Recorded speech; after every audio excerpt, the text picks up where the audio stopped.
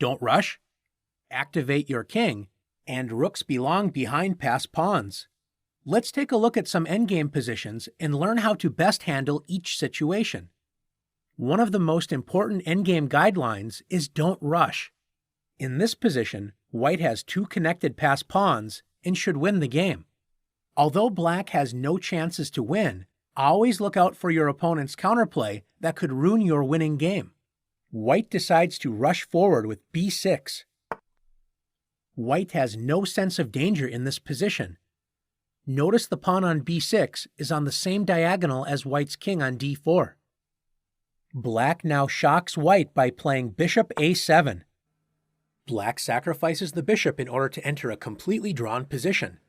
Black is prepared to capture the b6 pawn, so if white captures the bishop with b takes a7, after king takes a7, white's a pawn will be captured on the next move.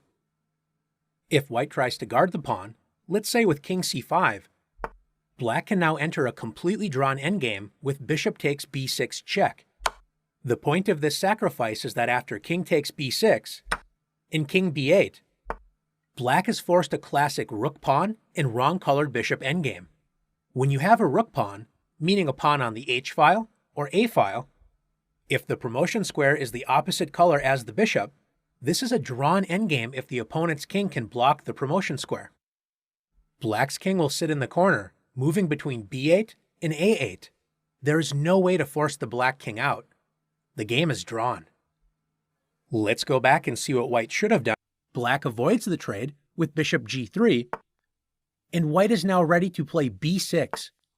White waited to push the pawn to b6 until all of white's pieces were actively placed and when black did not have any counterplay. White is already threatening b7 check, followed by a7 checkmate. White can improve the position of the king by playing king d5. And after black plays a waiting move, such as bishop g3, white plays king c6.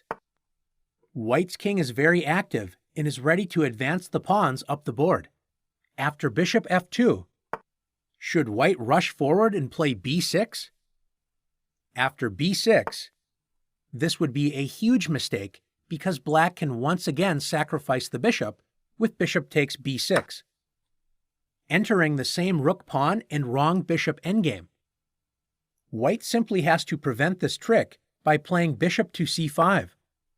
White offers to trade bishops and win the king and pawn endgame.